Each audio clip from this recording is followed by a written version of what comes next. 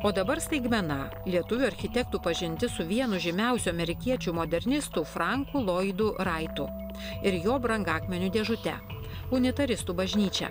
Šiandien pastatas įrašytas į UNESCO pasaulio paveldo registrą – 20 amžiaus pradžia. Pats Wrightas buvo kilęs iš unitaristų šeimos ir priklausė šiai kongregacijai. Jonui Mulokui Frankas Lloydas Wrightas buvo vienas iš stipriausių autoritetų. Ir kuomet skaitai jo laiškus, kuomet skaitai, žiūri knygas, kur pasibraukta, kuomet skaitai jo straipsnius, kur jisai rašo, kodėl mes turim ieškoti kažkokio tokio truputį šiltesnio stiliaus, negu kad šaltas modernizmas.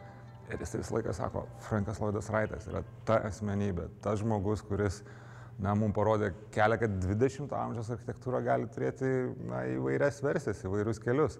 Jisai buvo susitikęs su Franku Lloydu Wrightu, kuomet buvo įsiplieskusi didžioji diskusija dėl Market Parko bažnyčios. Ar tai yra naivu, ar tai yra progresyvu ir atitinka mūsų lūkesčius. Ir Frankas Lloydas Wrightas neva tai šitą projektą palaiminęs ir sakęs, kad puikiai dirbi, Jonai, daryk taip toliau. Kuomet pasižiūri į spalvų paletę, kuomet pasižiūri į tos jo, sakysim, langų vitražų interpretaciją ir prisiminkit, šiandien matėm tą altoriaus grindis.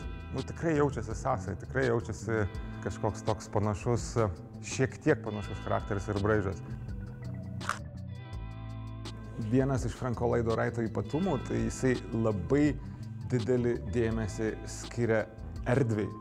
Ir kuomet tu esi kažkokioj tai pagrindinėje erdvėje, tai yra daug šviesos ir atvirumo, bet kartu jisai labai mėgsta tokį kontrasto principą, kad tu iš šviesos erdvės eini į tamsą ir mes esam dabar koridoriui, kuris jungia.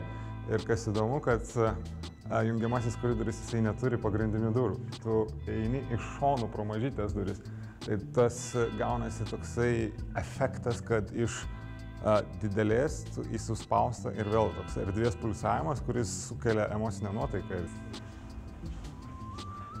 Oh my God! Oh, wow!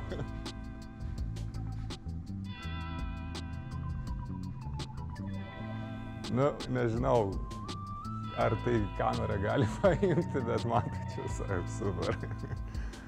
Ir iš tiesų, nėra pagrindinio įėjimo, nėra tokio, kad tu eini per pompastiškus laiptus ir kažkur tai ne, tu įsliūkini iš šoninio įėjimo ir staiga pasijauti tarsi scenoje.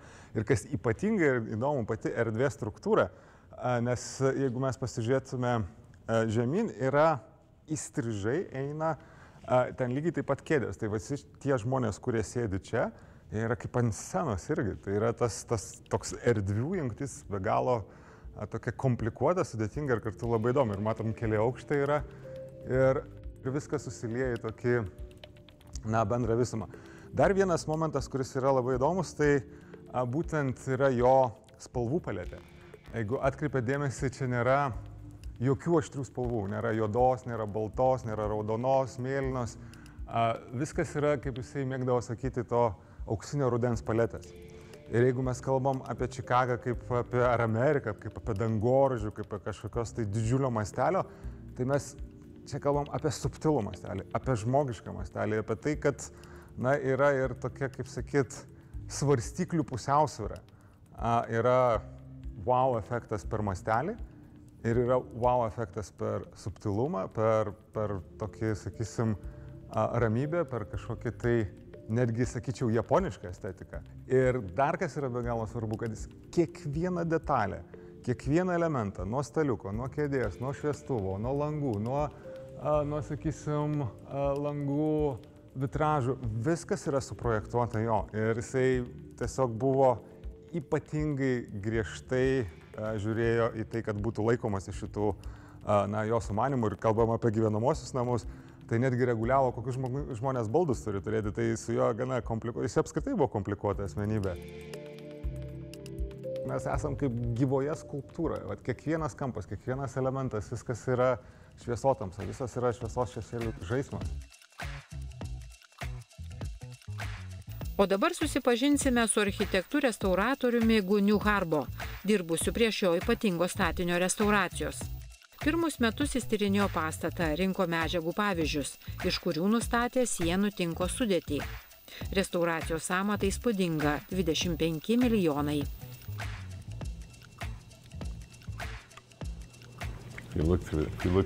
Jums reikia čia pažiūrėti. Okay. Galite žiūrėti čia arba bet kur kitur. O Dieve, matote, kad smėlis paviršiaus dalis. Čia yra daug kartų išdidintas paviršius ir esmė yra tame, kad darė super kruopščiai, super preciziškai. Galite nukreipti kamerą ir pabandyti pažiūrėti. Esu taip ir nuotraukas daręs. Reikia įjungti šviesą, įjungi. Jis padidina vaizdą 100 kartų. Manau, kad 100. Tiksliai nežinau. Viduje betonas? Ne, tinkas. Taigi, toks pat kaip Frank Lloyd Wrighto tinkas? Taip. Nustatėme imdami pavyzdžius, kuriuos patikrinome laboratorijose. Svarbiausia – atitaikyti smėlį. Tai labai svarbu. Itin subtilu tiesa, kai pažvelgi smėlio nematai, bet jis ten yra. When you look at it, you don't see the sand, but the sand is there. If you look at that wall over there. Jei pažvelgtumėte į tą sieną, jie atrodo kone kaip zomšas ar oda. Itin švelni šviesa suteikia būtent tokią tekstūrą, kokios Wrightas ir norėjo. Tokio gylio nebūtų galima išgauti tiesiog dažant sieną matiniais dažais. Būdamas čia jaučiuosi tarsi gamtoje. Tokia ir buvo pagrindinė mintis. Buvo siekiama atkurti gamtą, organinę architektūrą. Wrightui buvo svarbu ryšys su gamta. Regima tik maža kiemo dalis, bet matosi medžiai. Pažvelgus aukščiau atsiveria dangus. Šviesa sklinda ir iš viršaus, tarsi būtume miške. Saulės spinduliai krenta iš viršaus. Kita vertus, tai labai prieštaringa, nes nėra organiškų formų. Viskas geometriška. Tiesa, nėra organiškų formų. Nežinau tikslios priežasties, kodėl jis taip pasirinko. Jo erdvė, galima sakyti, susijusi su stačių kampų pasauliu. Mano žiniomis, 1908 metais niekas nekūrė apskritimų. Pažvelkite, kiek erdvės ir kiek suskaidytų erdvių vien šiame kampe. Taip, nėra tokio dalyko kaip siena. Visur daugybė sluoksnių. Architektas apgalvotai naudoja medieną, ypač medinės apdailos detalės. Jis medieną tarsi apjuosia vertikalias plokštumas ir tai traukia akį.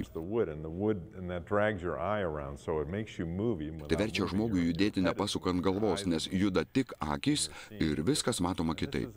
Tai padaryta apgalvotai. Siekiame įtraukti ir vesti erdvėje. Ankstyvosios Wrighto kūrybos pagrindiniai akcentai – atradimo kelias, suspaudimas bei išlaisvinimas. Dabar lyja, bet turbūt galime išeiti pro duris ir grįžti atradimo keliu. Norite tai padaryti? Kai ateinate nuo gatvės, matote pastatą ir pagalvojate, kas čia per pastatas, kaip man į jį patekti, kur įėjimas. Nėra durų, jų nesimato. Galima eiti tiesiai, bet galima eiti ir ten. Tik įžengus pamatomas įėjimas. Dar vienas 90 laipsnių kampas.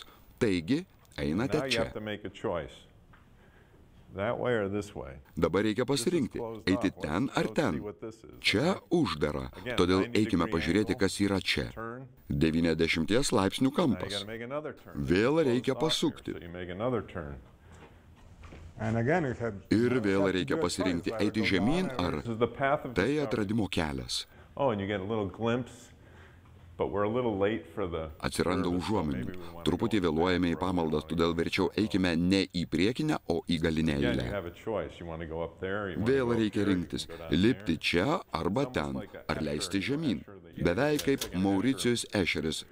Tada užlipama čia.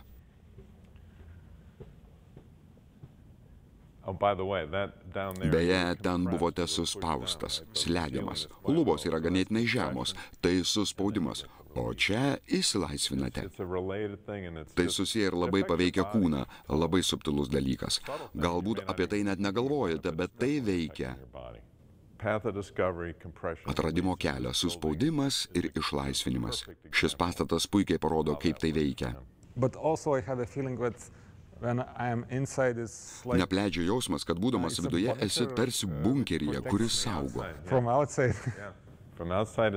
Išorėje tai bunkeris, bet iš vidaus jis atrodo didingai. Bet toks kontrastas tarp itin tvirtos išorės ir vidaus, kuriame daug šviesos, pasiteisina. Dėl to jis ir yra pasaulio paveldas. Kuri vieta jums patinka labiausiai? Man patinka, parodysiu jums. Galima čia atsistoti. Atleiskite, priminkite savo vardą. Viki, ar galite atverti tas duris? Atleiskit, kad to prašau. Taip, tai yra prie laiptų. Deja, šiandien saulės nėra, bet kai būna saulėta, atrodo nuostabiai. Erdvė prisipildo šviesos ir šešėlių, visų šių gražių dalykų. Kai stovite čia ir pamatote šviesą sklindančią iš ten, vertikalią šviesą, čia ir ten, atsiranda gilumo pojūtis, kuris neišnyksta. Esminė šio pastato detalė laiptai. Jie svarbus judėti pastato viduje. Man patinka šis vaizdas, nes regimi skirtingi sluoksniai. Apima judėjimo pojūtis. Regis esate įtraukiami į šią erdvę. Štai čia labai gera sėdėti. Čia jūsų mėgstamiausia, pati garbingiausia vieta. Dabar pažvelkite aukštyn. Matote lubose langus, meniškus langus. Ką nors ten matote? Matau šviesas, bet daugiau. Wrightas mėgo dekoruoti stiklus. Tai yra jo išskirtinumas. Matote vertikalias medines juosteles, jos kyla aukštyn. Jei pažvelgsite į baltą ir permatomą stiklą,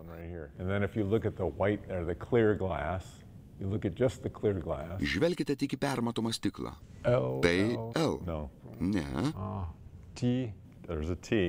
T raidė yra. Kas dar? Gal dviguba V? Ne. Yra T. T ir U. Taip, tikrai. Unity Temple. Vieną dieną pats tai pamačiau ir pagalvojau. Ak, taip, žinoma. Tai aiškiai matosi. Aš esu Gunny Harbo. Čikagos architektas. Buvau Unity Temple pagrindinis restauracijos architektas. Esu danų kilmės. Galima sakyti, kad esu Baltijos žmogus. Tai tarsi didelis ežeras, kuris sujungia daugybę šalių. Danija, Lenkija, Vokietija, Švedija, Baltijos šalis, žinoma ir Suomija.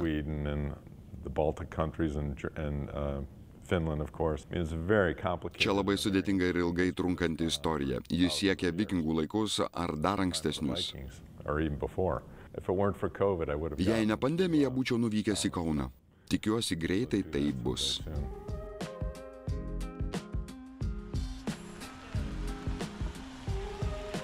Kitoje laidoje vėl keliausime po Čikagą. Mažam kambarėlį. Atradom brėžinius. Ugnelę kuriu. Gyvuok tada kuo ilgiausiai, tu draugė ir vadovė mūsų. Jaunimo centre ant scenos užlipo ir sukirtuojo Lietuvos himną. Tai yra tikrai vienas iš dažniausiai fotografuojamų vaizdų. Mažam kambarėlį ugnelę kuriu. O dabar pasigarsinkite radijo imtuvus, girdite Amerikos balso įrašą. Į Čikagą Margučio radijo laidą iš Australijos atvyko rašytojas, vertėjas ir žurnalistas Pulgis Andriušis. Pulgi, ar nemalonėtum dar kartą mus pradžiugint taip vadinamų rytų Aukštaitijos himnų, kurį taip šauniai sutraukė aną vakarą jaunimo centre? Padumavė, parūkavė visi pakrašteliai, visi pakrašteliai. kad bus Dievas. Laida kuriama dalinai finansuojant Lietuvos kultūros tarybai, patronuojant Lietuvos nacionalinį UNESCO komisijai. Ir Dievas būtų lyg neganytas visas rojaus pievos, visas rojose pievos. Avinėlė, avinėlė, kokį tavo rageliai, kokį tavo. Laidos naujienas rasite Stop juostos ir LRT Facebook paskyrose bei YouTube kanale. Laidos įrašus rasite LRT mediatekoje. Alla vidutinė.